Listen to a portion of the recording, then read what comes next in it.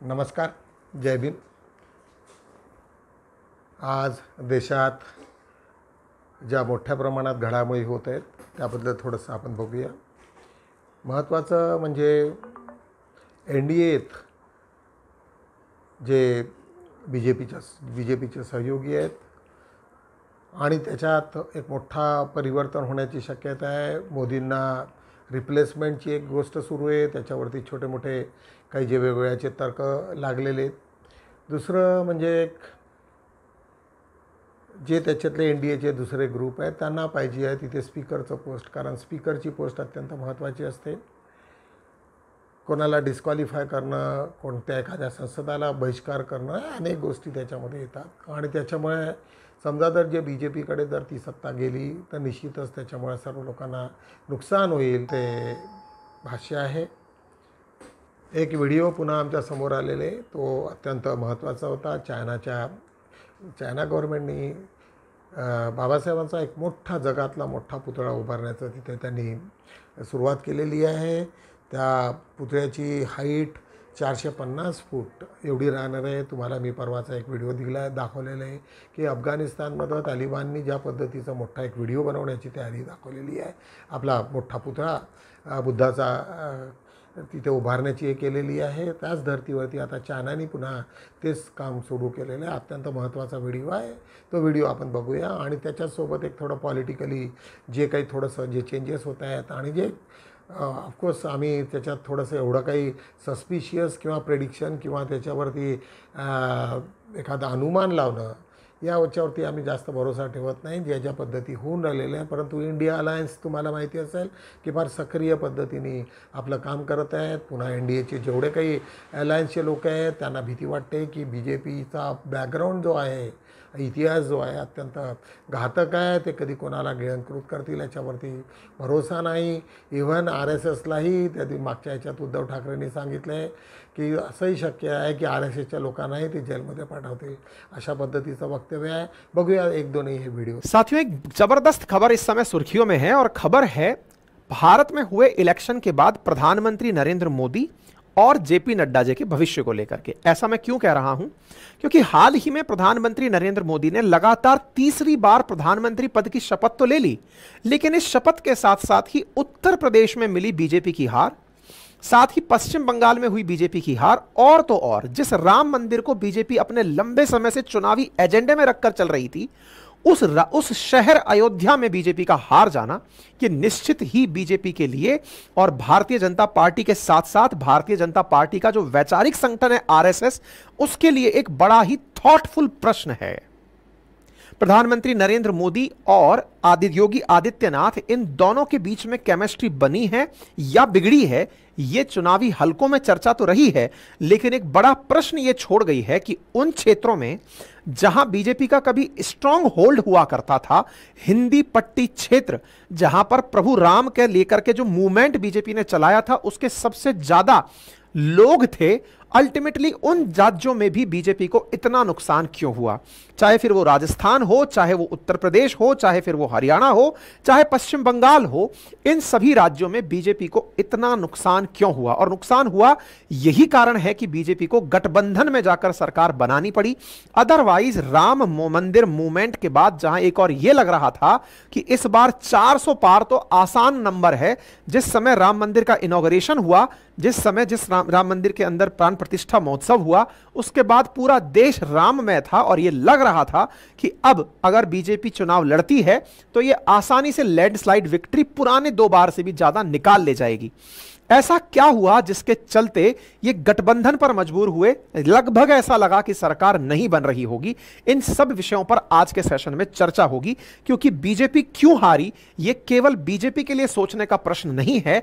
BJP का जो think tank है, BJP की जो असली पकड़िए जो रीढ़ की हड्डी है, जिसका नाम है RSS, उसके प्रमुख मोहन भागवत जी का हाल ही में बयान वायरल हो रहा है, जिस वायरल बयान से यह कयास लगाए जा रहे हैं कि RSS BJP की कार्यशैली से प्रसन्न नहीं है. और RSS प्रसन्न नहीं है, इसका सीधा सा अर्थ यह है कि वो कोई बड़ा परिवर्तन समाज में ला सकती है. चुनावी जानकारों का और बहुत सारे मीडिया विश्लेषकों का कहना है कि इस बार के चुनाव में बीजेपी के द्वारा, आरएसएस के द्वारा उत्तर प्रदेश, पश्चिम बंगाल जैसे क्षेत्रों में पूरी तरह निष्क्रियता दिखाई गई। यानी कि इस एजेंडे को बरकरार रखने में कि जो बीजेपी कहती है कि मोदी की गारंटी, बोले नहीं, हम देश की गारंटी चाहते हैं। जिस प्रकार से अयोध्या मंदिर की प्राण प्रतिष्ठा को लेकर के प्रधानमंत्री नरेंद्र मोदी के द्वारा अपने आप को पुजारी के रूप में व्यक्त करना, साथ ही साथ ऐसे लोगों को हाल ही के समय पार्टी में शामिल करना जो पहले आरएसएस और हिंदुओं को भला बुरा कहते रहे, उन्हें पार्टी में मिला लेना, ऐसे लोगों को पार्टी के अंदर ज्यादा महत्व देना, बीजेपी के अंदर ज्यादा महत्व देना जो पहले हिंदू विरोधी या फिर बीजेपी विरोधी रहे हैं, उन्हें तवज्जो देना और हिंदूवादी थॉट को बढ़ाकर आगे ले जाने वाले नुपुर शर्मा जैसे कार्यकर्ता और नेताओं को हाशिए पर बिठा देना, इससे आरएसएस बेहद खफा है।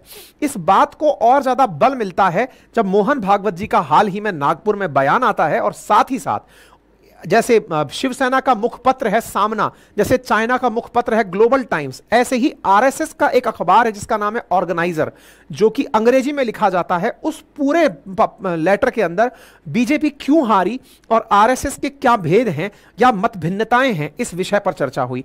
अब एक बड़ा प्रश्न जो ये लोग नहीं जानते कि बीजेपी और आरएसएस में क्या कनेक्शन है, आज का सेशन देखिए, उससे आपको यह क्लैरिटी होगी और इस सेशन के बाद आपको यह समझ में आएगा कि अगर आरएसएस चाह ले तो क्या वाकई में सरकार से बीजेपी को हटाकर या फिर सरकार में से बीजेपी के नेता जो कि आरएसएस को अवॉइड कर रहे हैं उन्हें हटाकर दूसरी सरकार बनाई जा सकती है। इस विषय को आज के सेशन में आपको समझना है, क्योंकि हाल ही में मोहन भागवत जी के जो बयान हैं जिसमें यह है कि ट्रू सेवक इज नॉट एरोगेंट। असल में प्रधानमंत्री नरेंद्र मोदी अपने बारे में अक्सर प्रधान सेवक कहते हैं।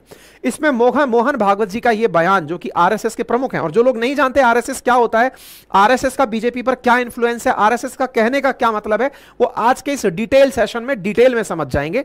लेकिन मोहन भागवत जी का यह बयान कि एक सेवक जो होता है ना, सच्चा सेवक, वो एरोगेंट नहीं होता। एरोगेंट का मतलब अहंकारी नहीं होता, गुस्सैल नहीं होता, घमंडी नहीं होता। ऐसा बयान निश्चित ही सेवक टर्म को पकड़कर, प्रधान सेवक टर्म को पकड़कर दिया गया है। साथ ही साथ इन्होंने एक चीज और पर बयान दिया है मोहन भागवत जी ने, और वो बयान है मणिपुर को लेकर के। और मणिपुर को लेकर कहा है कि मणिपुर पर ध्यान कौन देगा। अगर आपको ध्यान हो तो मणिपुर हिंसा जिसको साल भर से ऊपर हो चुका है, जिसको लेकर के बीजेपी के खिलाफ इंडिया अलायंस ने जबरदस्त प्रचार किया, जिसमें उन्होंने यह कहा कि मणिपुर जल रहा है, प्रधानमंत्री एक बार भी वहां नहीं गए हैं, प्रधानमंत्री ने मणिपुर को लेकर कोई काम नहीं किया है।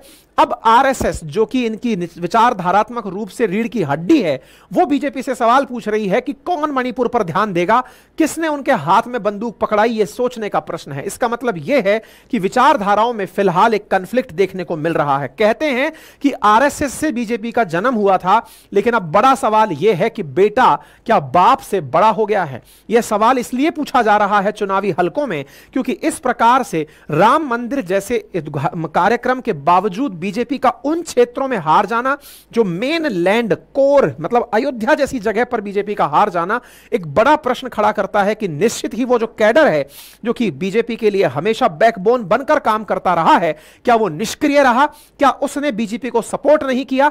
क्या बीजेपी का अति अहंकार यह समझ लेना कि हम सब कुछ सही कर देंगे, या यह समझ लेना कि जो हमारे पास आएगा वो हमारी विचारधारा में मिल जाएगा, यह अति अहंकार इन दोनों में रिफ्ट की वजह बन गया है। नेहमीप्रमाणे बुद्ध या सिरियलमधनं एक छोटासा आम्ही एक क्लिप दाखवणार आहोत। ती क्लिप म्हणजे बुद्धांना सिद्धार्थाला बुद्धत्व प्राप्त झालेले आणि बुद्धत्व प्राप्त झाल्यानंतर सुजाता आणि तिच्यासह असणारे सर्व तिचे संगती हे सर्व बुद्धासोबत वेगवेगळ्या चर्चा करत असतात। ज्यावेळेस सिद्धार्थ गौतम म्हणतात, भगवान बुद्ध म्हणतात की मी इथे आता जाणार आहे, त्यावेळेस अनेक लोकांना त्याच्यावरती फार दुःख होते। त्यावेळेस सुजाता म्हणते की मी परिपूर्ण मनुष्य म्हणायला हे होईल का, म्हणजे त्याचाच अर्थ होतो बुद्ध। तर पहिल्यांदा सुजातानी बुद्ध हा शब्द त्यांच्यासमोर म्हणाला आणि ती म्हणाली बरोबर आहे, आणि सिद्धार्थाने ते स्वीकार केलेलं आहे। त्याच्यानंतर बोधी वृक्ष ज्या पिंपळाच्या झाडाखाली, बोधीच्या झाडाखाली त्यांना जे ध्यानप्राप्ती झाली, त्याच्यावरती सुजाता म्हणते की त्या वृक्षाला आम्ही बोधिवृक्ष म्हणू शकतो का? सांगायचं म्हणजे पहिलं जे प्रवचन असेल, आपण जरी म्हणतोय की भगवान बुद्धांनी पहिलं प्रवचन त्या 5 शिष्यांना केले, परंतु माझ्या मते सर्वात पहिलं प्रवचन सुजातानी केलेलं आहे। आणि खऱ्या अर्थानं जर बुद्धाला जर काही सध्याच्या परिस्थितीबद्दल जर काही मार्गदर्शन केलं असेल किंवा काय असेल, परंतु ते सुजाताचं मोठं त्याच्यात कॉन्ट्रीब्युशन आहे. यावर आधारित एक छोटासा व्हिडिओ आम्ही तुम्हाला बुद्धा या सिरियलमधून देत आहोत, दाखवू, बघूया. आप चले जाएंगे तो स्वाति, यदि मैं यहाँ रुका तो कितने प्राणी इस संसार में मुक्ति के मार्ग से वंचित रह जाएंगे. परंतु हम आपके बिना कैसे रहेंगे? देखो स्वाति, तुम्हारे पानी में पत्थर फेंकने से एक तरंग उठी और उस तरंग से कितनी और तरंगे बनती गई. ऐसा क्यों हुआ? क्योंकि पत्थर ने पानी में गिरते ही पानी को ढकेला, इससे और तरंगे बनी. तो मैं गया कहाँ? तुम्हारे साथ ही तो हूँ. मैंने तुम्हारे, जटलिका, बालागुप्ता, पूर्णा और सुजाता के मन में एक तरंग पैदा की. अब ये तरंगे तुम सब दूसरों के मन में पैदा करोगे.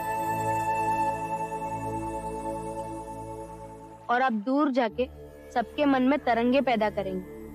इसे हम ज्ञान मार्ग कह सकते हैं. हाँ स्वास्थ्य, और इस मार्ग पर चलकर पूर्ण जागरूकता प्राप्त होगी. क्या हम आपको पूर्ण जागरूक व्यक्ति कह सकते हैं? मगधी में जागरूक व्यक्ति को बुद्ध कहते हैं. क्या हम आपको बुद्ध कह के संबोधित कर सकते हैं?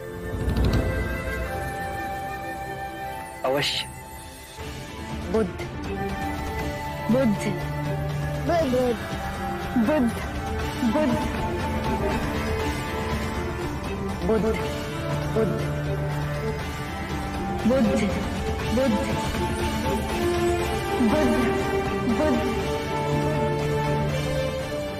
और जिस वृक्ष के नीचे आप जागृत हुए, क्या हम उसे बोधि वृक्ष कह सकते हैं? हाँ, जिस वृक्ष के नीचे सिद्धार्थ बुद्ध बने वो बोधि ही कहलाएगा. बोधि वृक्ष, बोधि वृक्ष, बोधि वृक्ष, बोधि वृक्ष, बोधि वृक्ष, बोधि वृक्ष.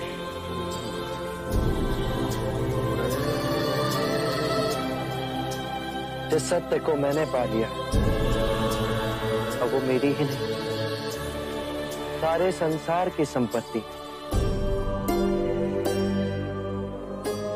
अब वो संपूर्ण मानव जाति को उपलब्ध होनी चाहिए.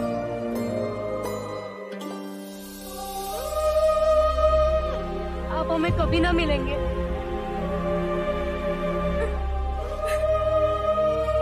मैं तुम्हें वचन देता हूं,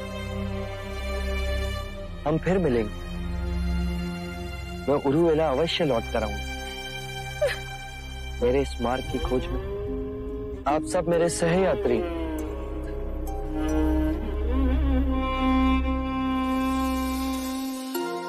अश्रुओं के साथ मुझे विदा करोगे तो मेरा मन भारी हो जाए. आप सब मुझे मुस्कुराकर विदा करें.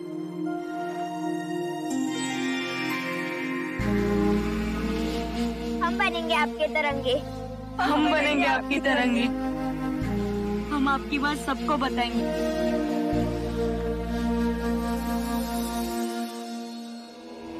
आरंभ हो गई निर्वाण प्रथा, सुनो सुनो ये बुद्ध कथा. हर दिन के पल को चेतना में जियो. जो पीछे चला गया उसका ना राग मन में हो, ना ही आने वाले कल के सपनों की नींद में डूबे रहो. इसी क्षण अर्थात सचेत अवस्था में पूर्ण जियो. सौरभच्या चारही पानाचा आम्ही आढावा घेत असतो. तुम्हाला माहिती आहे की बहुजन सौरभ हे एकमेव दैनिक आहे की जे आता 4थ्या वर्षात आता पदार्पण करेल. 3-4 वर्ष झालेले आहेत आणि सातत्यानं आम्ही लोकांची सेवा करावी म्हणून हा पेपरचा उद्दिष्ट आहे. आज बघा, आजच्या पेपरमधल्या हेडलाईन्स आहेत. समान नागरी कायद्यावरून NDAत मतभेद. आज समान नागरिक कायदा व्हावा असं बी जे पीच्या अजेंडामध्ये आजही आहे, परंतु त्याच्यामध्ये मतभेद आहेत. अनेकदा दिल्लीमध्ये ते सुरुवात झाली होती, परंतु त्यांना कालांतरानं तो समान नागरिक कायदा रद्द करावा लागला. पूर्ण देशात एकच फक्त स्टेट आहे, ते म्हणजे गोवा, जिथे समान नागरिक कायदा आहे. त्याच्याशिवाय तुम्हा लोकांना तुमची मुक्ती नाही. समान नागरिक कायद्यामध्ये सर्व काही जाती, धर्म आणि सर्व काही नष्ट होत असते आणि तुम्हा सर्व लोकांना समान नागरिक कायद्याचा त्याच्यात फायदा होत असतो. त्या दिवशी हैदराबादची एक घटना घडली. तिथे एक आमच्या तमिलियन सौंदरराजन या तिथल्या राज्यपाल आहेत. तिथे आमचे तिथे त्या सर्व सोहळ्यामध्ये अमित शहा तिथे हजर होते आणि त्या आल्यानंतर त्यांना ज्या पद्धतीने त्यांनी दाटलं अमित शहानी एवढ्या मोठ्या राज्यपालला, तो व्हिडिओ फार व्हायरल झाला. त्याच्यावरती लोकांनी प्रतिक्रिया व्यक्त केल्या की तुम्ही जर निर्मला सीतारामांनी अशाच पद्धतीचं तुम्ही बोलला असता का? एका महिला असल्यामुळे तुम्ही असं कसं काय बोलताय? एक त्याच्याच खाली नीट वादाच्या भोवरात तुम्हाला माहिती आहे NEET ही पूर्ण मेडिकलच्या ॲडमिशन्स पूर्ण घेत असते. त्याच्यासाठी लाखो विद्यार्थी 12वीच्या नंतर ॲपियर होत असतात आणि त्याच्या निकालामध्ये ज्या धांदली झाल्या, ज्या मोठ्या प्रमाणात घोळ झाले, ज्या मोठ्या प्रमाणामध्ये ग्रेस मार्क झाले, ते प्रकरण आता सुप्रीम कोर्टात आहे. सुप्रीम कोर्टाने त्याच्यावरती ज्यांना त्यांनी ग्रेस मार्क वाढवले होते 1580 काहीतरी विद्यार्थी आहेत, त्यांना पुन्हा तुम्ही परीक्षेची संधी द्या अशा पद्धतीची बातमी आहे. आता मिनिस्ट्री काय करेल तिथे मिनिस्ट्री वाटल्यात उडवाउडवीचे उत्तर देताना आपण पाहतो आहोत. ही अत्यंत वाईट घटना आहे, परंतु त्याच्यातनं निश्चितच काही ना काहीतरी पुढे निघेल असं दिसतंय. अधुरातील हल्ल्यात जवान शहीद. जम्मू काश्मीरमध्ये अधुराव या गावात एक मोठा हल्ला झाला. त्याच्यात काही लोक शहीद झाल्याची एक बातमी आहे. मला मोदींना स्कॅलकॅप घातल्याचं बघायचं आहे. नशिरुद्दीन शहा यांनी सांगितलं. स्कॅलकॅप म्हणजे जी गोल टोपी असते, ती टोपी ह्याच्यामध्ये घालतात मुस्लिमामध्ये, तर अशा पद्धतीचं ते वक्तव्य त्यांनी केलेलं आहे. संसदेत दर्जेदार चर्चा व्हावी, रिझवी यांचं म्हणणं आहे. मनोज जरांगेंनी आपलं उपोषण स्थगित केलेलं आहे. तुम्हाला माहिती आहे की मनोज जरांगे मराठा समाजाच्या आरक्षणासाठी सातत्यानं काम करत आहेत. त्यांनी आता त्यांना वारंवार त्याने अनेकदा उपोषणं केलेत आणि बंद केलेले आहेत. मजुरांची वस्ती असलेल्या इमारतीला आग. एक कुवेतमधली बाब आहे, तिथे अनेक मजूर राहत होते. तिथे 49 मजूर जिथे राहत होते तिथे 42 फक्त भारतीय होते.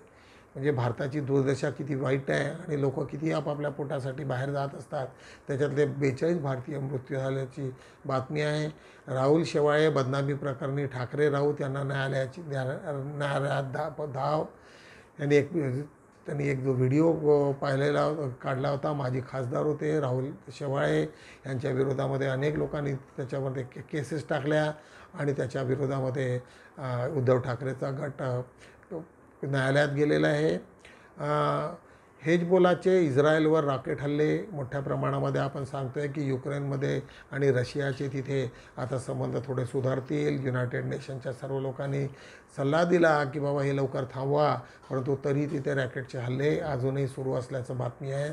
करिअर मार्गदर्शन ची एक छोटीशी जाहिरात आहे पानेकवरती. चिल्ड्रन पॅराडाईज प्री स्कूलची आमची एक जाहिरात आहे.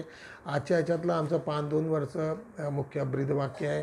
लेखन हे खिडकीच्या तावदानासारखं स्वच्छ असायला पाहिजे. लेखन हे खिडकीच्या तावदानासारखं स्वच्छ असलं पाहिजे. आपण तावदान जे असतात, खिडकीचे ग्लासेस असतात, ते रोज पुसत असतो, कारण आपल्याला स्वच्छ दिसलं पाहिजे बाहेरून. त्यासारखं लेखनसुद्धा तसंच ट्रान्सपरंट असलं पाहिजे. आजचा अग्रलेख आहे हक्क आणि विकास यातील फरक सांगणारा हा मोठा लेख बौद्ध सरोपचा आजचा अग्रलेख आहे. निवडणूक येणाऱ्यांच्या व पाडण्याच्या जबाबदारीत वाढपट झालेली आहे या अशा पद्धतीचं एक भीमराव गोटे यांचा हा लेख आज बौद्ध सौरभमध्ये तुम्हाला वाचायला मिळेल. त्याच्याच खाली मोदी शहा यांची महाराष्ट्राचे लसके कसे तोडले, कोणते मोठमोठाले प्रोजेक्ट त्यांनी कसे नागपुरात महाराष्ट्रातनं हलवले याचे 10 उदाहरणं देणारा हा लेख अत्यंत महत्त्वाचा आहे. जेणेकरून या लोकांनी गुजराती लोकांसाठी किती काय केलं हे दिसून येते. पाहुणी की आश्रिती या नावाखाली प्रणोली बनकर हिचा एक लेख आज तुम्हाला वाचायला मिळेल. आज स्त्री स्वातंत्र्य मुक्तिवाद म्हणून एक संयोजिका माधुरी दुपटे ह्या सातत्यानं लिहित असतात आणि आजचा फ्रायडे असल्यामुळे त्यांचा आजचा दिवस होता. त्याच्यात त्यांनी एक सुंदरसा लेख आहे, आठवणीचे माहेरघर संघमित्र बौद्ध विहार. नागपुरातील एक बौद्ध विहार मोठ्या याच्यात निर्माण झालेलं आहे. तिथे अभ्यासिका आणि ज्या पद्धतीने तिथे विहाराची संकल्पना घेऊन लोकांनी कामं सुरू केलेले आहेत ते अत्यंत महत्त्वाचं आहे. आंबेडकरवाद्यांनो मर्दबना असा वाचकाच्या मनोगतमधलं हे आलेलं आहे. आम्हाला मानवाच्या विवेकबुद्धीला केवळ बुद्धाने आव्हान दिले, डॉक्टर बाबासाहेब आंबेडकरांचं म्हणणं आहे. हे बी मेश्राम यांच्या माध्यमातून आज आम्ही तिथे छापलेले आहे. त्यांनी ज्या पद्धतीचं बाबासाहेबांचे शब्द होते ते सर्वच्या सर्व त्याच्यात मांडलेले आहेत. अहंकारामुळे NDA 300 पार करू शकला नाही. अहंकार इतका भरला होता की जेणेकरून लोकांनी रमेश लांजेवार यांचं वक्तव्य अब की बात 400 पारचा जो पंचनामा झाला त्या पद्धतीवरती एक आधारित एक लेख आहे.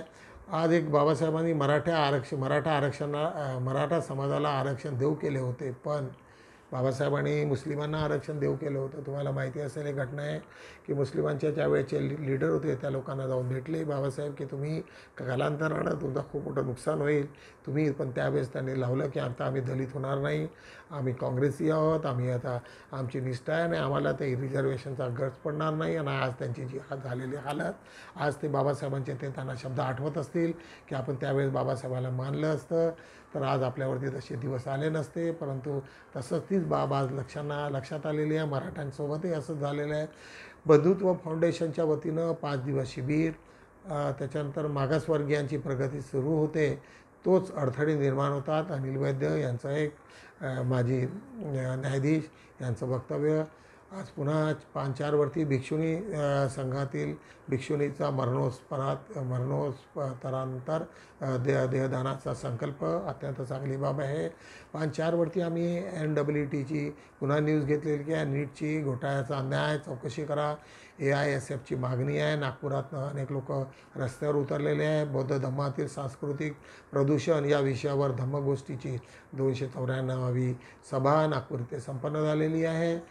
नागपुरात प्रेसेस फेडरेशनची सभा झालेली आहे. राजश्री शाहू महाराज परदेश शिष्यवृत्तीसाठी अर्ज करण्याचे आव्हान अनेक लोकांना त्यांनी आव्हान करण्यात आलेलं आहे की ज्या लोकांना परदेशी जाण्यासाठी शिष्यवृत्ती पाहिजे असेल तर त्यांनी अर्ज करावा. आता एका क्लिकवर ST कर्मचाऱ्यांच्या बदल्या जर त्याच्यामध्ये दिरंगाई दिसली किंवा त्याच्यामध्ये काही तुम्हाला अनियमितता दिसली तर तुम्ही ताबडतोब त्यांना हे करा, म्हणजे जेणेकरून त्यांच्या बदल्या करता येतील. नागपूर जिल्ह्यात स्फोटकी बनविणाऱ्या कंपनीला स्फोट. नागपूर इथे जवळच असलेलं एक अमरावती रोडवरती त्या कारखान्यामध्ये आग लागली आणि 5 लोकांना जागीच मृत्यू झाला आणि 10 लोक कर्मचारी मोठ्या संख्येने हे झालेले आहेत, जखमी झालेले आहेत. नागपूर ताज फर्निचरची एक छोटीशी जाहिरात आहे. अशा रीतीने आम्ही दैनिक बहुजन सौरभच्या 4 पानाचा आढावा घेतलेला आहे. निश्चितच मी तुम्हाला आज रिक्वेस्ट करेल की जर हा पेपर तुम्हाला वाटत असेल की आणि हा व्हिडिओ आणि पेपर हे दोघांनाही तुम्ही सर्क्युलेट करा, मॅक्झिमम लाईक करा, सबस्क्राईब करायला सांगा, जेणेकरून तुम्हाला जे काही थोड्याशा कमी वेळात जास्तीत जास्त पेपर वाचणं होईल. आणि आजच्या राजकीय भूमिकेवरती आपले काय मत आहे हे सुद्धा आम्हाला कळवा, जेणेकरून आम्हाला पुन्हा त्याच्यावरती काहीतरी विचार करता येईल. अशा रीतीने आज आम्ही बहुजन सौरभच्या 4 पानं संपवलेले आहे. भेटूया उद्या. तोपर्यंत जय भीम.